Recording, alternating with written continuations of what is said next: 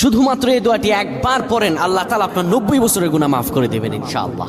আপনার 90 বছরের গুনাহ মাফ হয়ে যাবে যদি মাত্র এই দোয়াটি যদি একবার পড়তে পারেন। আপনার ভাগ্য খুলে যাবে, রিজিকে বরকত আসবে, মনের ন্যাক আশা পূরণ হবে, আল্লাহ আপনার সব দোয়া কবুল করে দিবেন। সুবহানাল্লাহি ওয়া বিহামদি।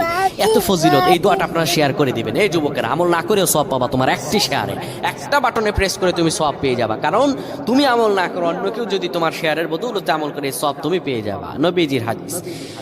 আমার ভাইয়েরা, আল্লাহর কাছে দোয়া করা, আল্লাহর কাছে দোয়া চাওয়া, এটি হলো মুমিনদের কাজ। আমার আল্লাহ বান্দাকে বলেন, বান্দারে উদউনি আস্তাজিব লাকুম, আমার কাছে চাও, আমার কাছে চাইলে আমি আল্লাহ তোমাকে দিয়ে দিব।